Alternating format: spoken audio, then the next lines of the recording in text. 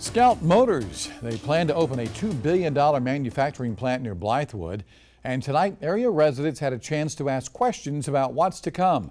News 19's Peyton Lewis is in studio tonight to tell us more about the meeting and some of the questions that they were asking. Peyton? JR, the meeting tonight lasted about an hour and the majority of it was spent answering questions from the public.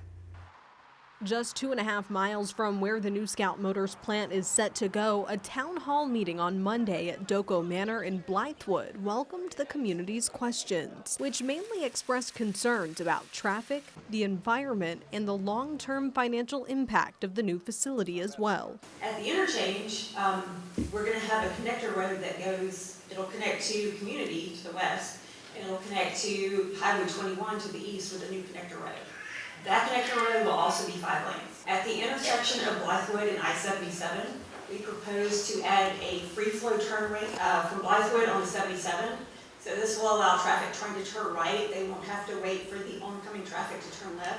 Despite this plan, one resident we spoke with says he doesn't think it will be enough to calm the roads. I was hoping they'd widen Reimer Pond Road. There's enough traffic there the way it is now, and I just can't imagine it getting any worse, and if it does, I'll be lucky if I can get out my driveway. SCDOT will be meeting with Richland community leaders again soon to continue discussing design plans for the roads surrounding the plant. And as for the financial impact, the manufacturing facility is expected to bring $4 billion per year to the surrounding area. People shared their concerns about smog, runoff, and power as well, which is one of the main reasons why Kyra and Antonio Robertson came to the meeting. I was concerned more about the pollution, if it was going to be any pollution, but knowing that they're a company that's going green.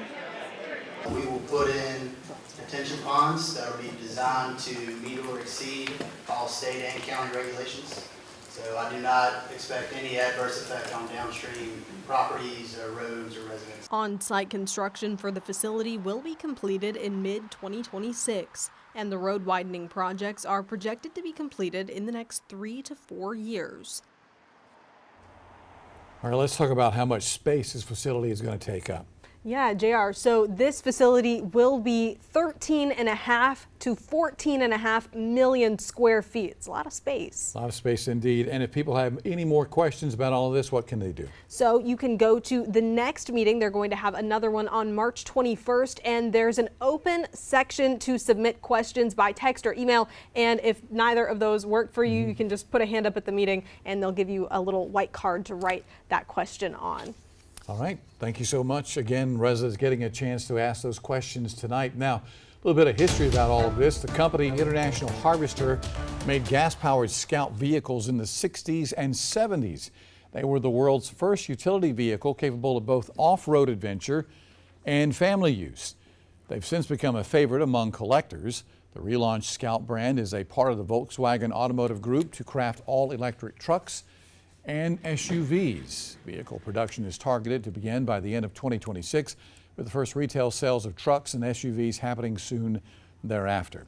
And during a recent roundtable discussion about the project, Scout President Scott Keogh was asked why they chose South Carolina. The first thing right off the bat, it's a great site that has the power, has the water, has the infrastructure to get it done.